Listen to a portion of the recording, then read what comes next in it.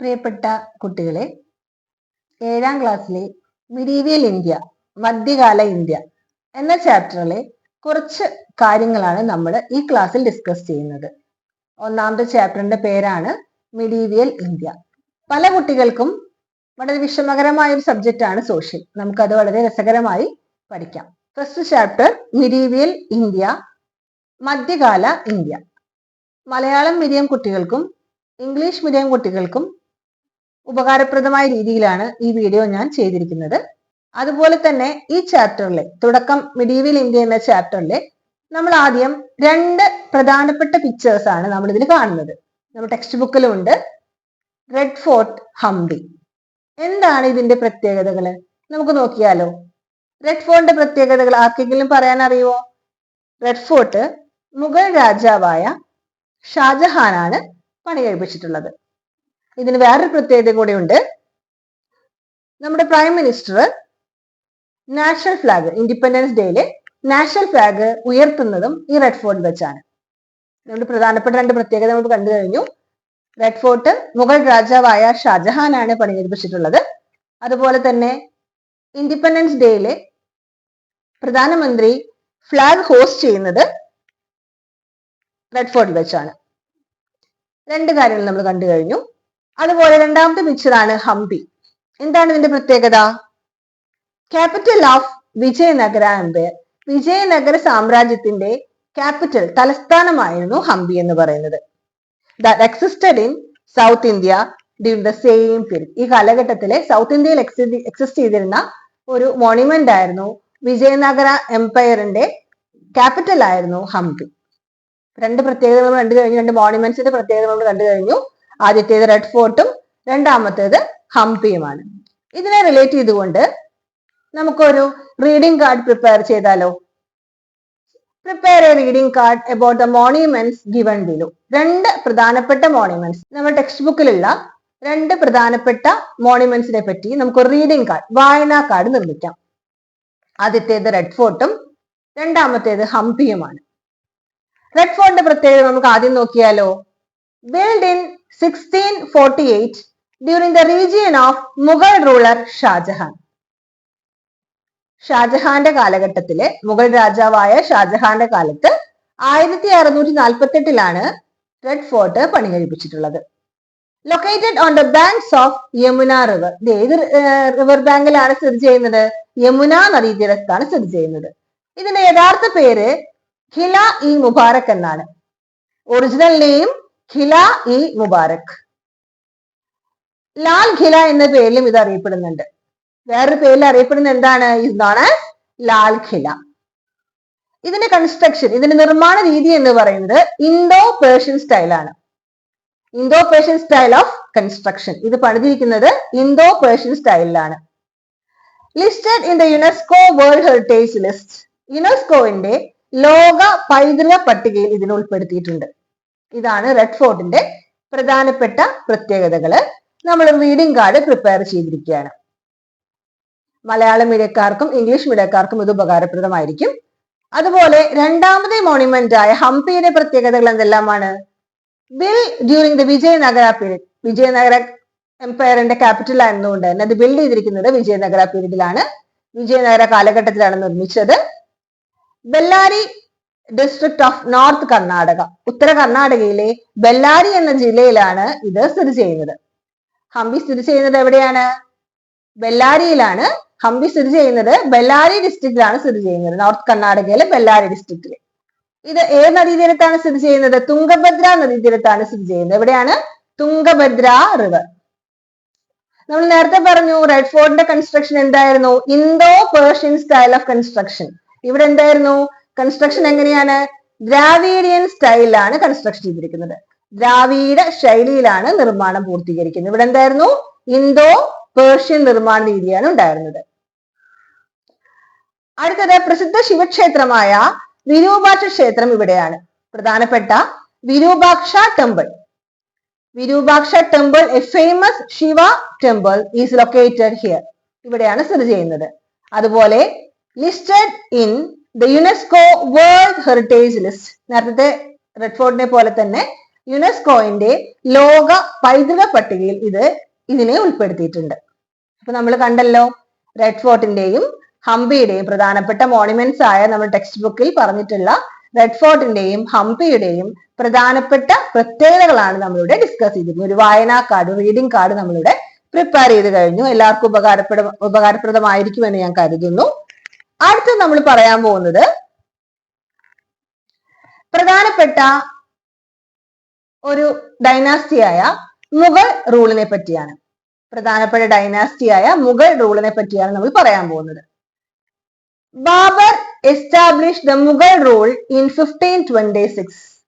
1526 ബാബർ മുഗൾ ഭരണം സ്ഥാപിച്ചത്. The Mughal rule in India till 1857 with Delhi as their capital. 1857 വരെ Delhi കേന്ദ്രമാക്കിയാണ് India ഭരിച്ചിരുന്ന മുഗൾ ഭരണകാലത്തെ പ്രധാനപ്പെട്ട ഭരണാധികാരികൾ ആരൊക്കെയാണ് നമുക്ക് നോക്കാം. ആരൊക്കെയാണ് നമുക്ക് നോക്കിയാലോ? ഡൽഹി ആയിരുന്നു അവരുടെ ക്യാപിറ്റല്. പ്രധാനപ്പെട്ട മുഗൾ റൂളേഴ്സ് ആരൊക്കെയാണെന്ന് നമുക്ക് നോക്കാം. എല്ലാവരും ശ്രദ്ധിച്ച് കേൾക്കണം, നല്ലതുപോലെ മനസ്സിലാക്കണം. ഒരു ക്വസ്റ്റ്യൻ ചോദിക്കുകയാണ്, ഈ ഒരു ഭാഗത്ത് നിന്ന് ഒരു ആക്ടിവിറ്റി, ഒരു ക്വസ്റ്റ്യൻ ചോദിക്കുകയാണ്, who established the Mughal rule in 1526? ഇങ്ങനെ ഒരു ചോദ്യം ചോദിച്ചാൽ who established the Mughal rule in 1526 എന്ന് ചോദിച്ചാൽ നമുക്ക് എന്താ ആൻസർ പറയാൻ പറ്റും? who established? Babur. Babur established the Mughal rule in 1526. കണ്ടോ, 1526 ബാബർ ആണ് മുഗൾ ഭരണം സ്ഥാപിച്ചത്. മറക്കരുത്, ഒരു ക്വസ്റ്റ്യൻ നമുക്ക് പരീക്ഷയ്ക്ക് ചോദിക്കാറുള്ളതാണ്. അതുപോലെ തന്നെ 1857 വരെ മുഗൾ റൂളറാണ് ഇവിടെ, മുഗൾ ഭരണമാണ് ഇവിടെ ഉണ്ടായിരുന്നത്. അവരുടെ ക്യാപിറ്റൽ ഏതായിരുന്നു?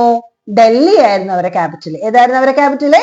ഡൽഹി ആയിരുന്നു. 1857 വരെ അവരുടെ ക്യാപിറ്റൽ ഏതായിരുന്നു? ഡൽഹി ആയിരുന്നു അവരുടെ ക്യാപിറ്റൽ. മറക്കരുത്. ഓക്കെ. അതുപോലെ തന്നെ നമുക്ക് ലിസ്റ്റ് ചെയ്താലോ പ്രധാനപ്പെട്ട മുഗൾ രാജാക്കന്മാരെല്ലാം എന്ന്. മുഗൾ റൂൾ പ്രധാനപ്പെട്ട രാജാക്കന്മാരെല്ലാം എന്ന് ബാബർ, ഹുമയൂൺ, അക്ബർ, ജഹാംഗീർ, ഷാജഹാൻ, ഔറംഗസേബ്. കാലഘട്ടം നമുക്ക് നോക്കാം. Babur 1526 to 1530, Humayun 1530 to 1540, 1555 to 1556, Akbar 1556 to 1605, Jahangir 1605 to 1627, and Shah Jahan 1628 to 1658, and Aurangzeb 1658 to 1707. ഈ പ്രധാനപ്പെട്ട ഭരണാധികാരികളുടെ പിക്ചേഴ്സ് ആണിത്. ബാബർ, ഇത് ഹുമയൂൺ, അക്ബർ, ജഹാംഗീർ, ഷാജഹാൻ, ഔറംഗസേബ്. നമ്മുടെ പരീക്ഷയ്ക്ക് നമ്മളോട് പ്രധാനപ്പെട്ട മുഗൾ റൂളേഴ്സിനെ ലിസ്റ്റ് ചെയ്യാനായിട്ട് ആവശ്യപ്പെടും. ഓർഡർ അനുസരിച്ച്, അതായത് കൃത്യമായ ഓർഡറിൽ അവരുടെ കാലഘട്ടത്തിന്റെ അടിസ്ഥാനത്തിൽ നമ്മളോട് ലിസ്റ്റ് ചെയ്യാൻ ആവശ്യപ്പെടും. അപ്പൊ നമ്മൾ ആദ്യം ആരുടെ പേര് എഴുതേണ്ടത്? മുഗൾ റൂൾ ഫൗണ്ട് ചെയ്ത ബാബറുടെ പേര് എഴുതണം. അതിനുശേഷം ആരാണ്? ഹുമയൂൺ ആണ്. അതിനുശേഷം അക്ബർ ആണ്. അതിനുശേഷം ജഹാംഗീർ ആണ്. അതിനുശേഷം ഷാജഹാൻ ആണ്. അതിനുശേഷം ഔറംഗസേബ് ആണ്. 1707 ഔറംഗസേബിന്റെ ഭരണം അവസാനിച്ചെങ്കിലും 1857 വരെ the Mughal rule India till 1857, 1857 വരെ ഇന്ത്യ ഭരിച്ചിരുന്നത് മുഗൾ രാജാക്കന്മാരായിരുന്നു. അപ്പൊ 1707 ഭരണം അവസാനിച്ചില്ലേ? മുഗൾ ഭരണം അവസാനിച്ചില്ല. പ്രധാനപ്പെട്ട പവർഫുൾ ആയ രാജാക്കന്മാരായിരുന്നു ഈ 6 പേരും. അതിനുശേഷം വന്ന രാജാക്കന്മാർ വീക്ക് ആയതുകൊണ്ട് തന്നെ മുഗൾ രാജാക്കന്മാരുടെ ഉണ്ടായിരുന്നു. പക്ഷെ മുഗൾ ഭരണം സ്ട്രോങ് ആയി നിന്നത് 1526 മുതൽ 1707 വരെ ആയിരുന്നു. പ്രധാനപ്പെട്ട 6 മുഗൾ രാജാക്കന്മാരുടെ പേരുകൾ നിങ്ങൾ മറക്കരുത്. ഇതിൽ നമ്മളൊരു കാര്യം ഓർത്തല്ലോ, റെഡ് ഫോർട്ടിനെ പറ്റി നമ്മൾ ആദ്യം പറഞ്ഞു. അത് ഏത് രാജാവിന്റെ കാലത്താണ് പണി കഴിച്ചതെന്ന് പറഞ്ഞത്? ഷാജഹാൻ എന്ന റൂളറിന്റെ കാലത്താണ് നമ്മളത് പണി കഴിച്ചിട്ടുള്ളത്. ഷാജഹാൻ എന്ന മുഗൾ റൂളിന്റെ കാലഘട്ടത്തിലാണ് നമ്മൾ റെഡ് ഫോർട്ട് എന്ന മോണ്യുമെന്റ് പണി കഴിപ്പിച്ചിട്ടുള്ളത്. അപ്പൊ ഈ ഒരു ഭാഗത്തു നിന്ന് ഒരു ആക്ടിവിറ്റി ചോദിച്ചാൽ നിങ്ങൾ എഴുതാൻ റെഡിയാണോ? ചോദിക്കാം. Who established the Mughal rule in 1526? ഒരു ചോദ്യം ചോദിക്കാൻ നമുക്ക് പറ്റും. ആൻസർ നമുക്ക് അറിയാലോ. ഒന്ന് ഉത്തരം പറഞ്ഞു നോക്കിയേ. ബാബർ ആണ്. അതുപോലെ തന്നെ Mughal rule in India till 1857 with Delhi as their capital. അവരുടെ ക്യാപിറ്റൽ ഏതായിരുന്നു? 1857 വരെ മുഗൾ റൂളറിന്റെ ക്യാപിറ്റൽ ഏതായിരുന്നു? ഡൽഹി ആയിരുന്നു. അതുപോലെ തന്നെ list of the main rulers during the Mughal period.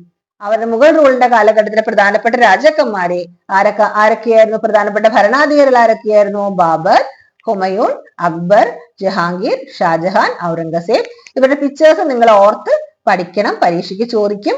അതുകൊണ്ട് മറക്കാതെ ഈ ഓർഡർ അനുസരിച്ച് നമ്മൾ മുഗൾ റൂളേഴ്സിന്റെ പേരുകൾ ഓർത്തു വെക്കാം. അതിനുശേഷം 2 മാപ്പ് ഞാൻ കൊടുത്തിട്ടുണ്ട്. ഫസ്റ്റ് മാപ്പ് മുഗൾ കിങ്ഡം അണ്ടർ ഔറംഗസേബ് 1707. അതുപോലെ തന്നെ ഇന്ത്യയുടെ സ്റ്റേറ്റ്സ് ആൻഡ് യൂണിയൻ ടെറിട്ടറീസ് ഉള്ള ഒരു പുതിയൊരു മാപ്പ് ഞാൻ ഇവിടെ കൊടുത്തിട്ടുണ്ട്. ചോദ്യം എന്താണ്?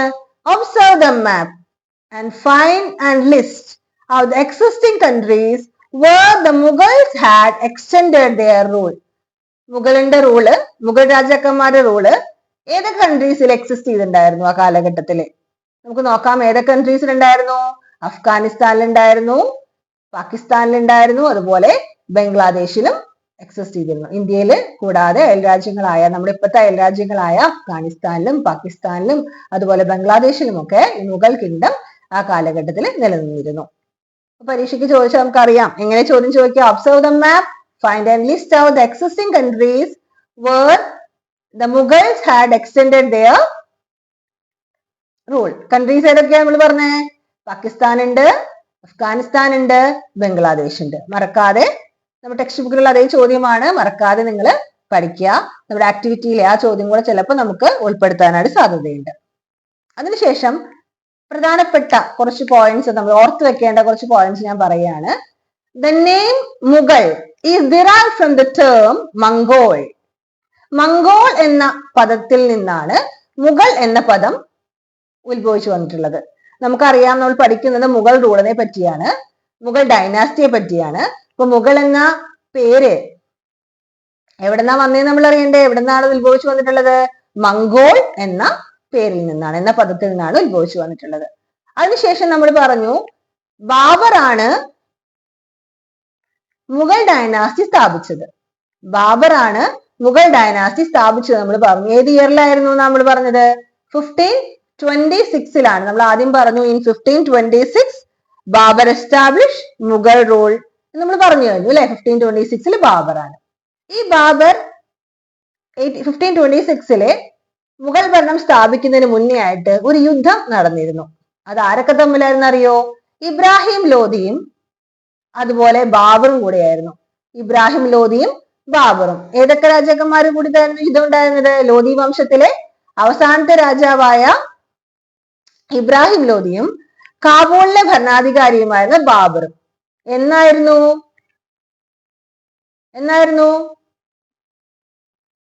1526. ആരൊക്കെയായിരുന്നു?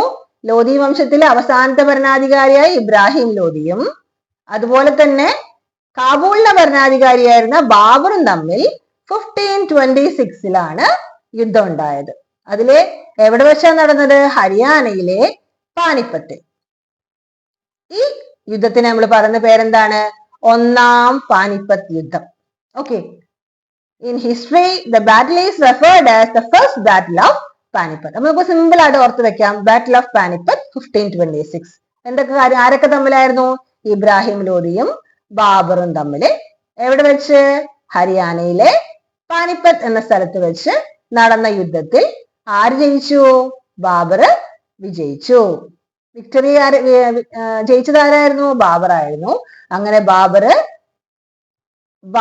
laid the foundation of Mughal rule in India.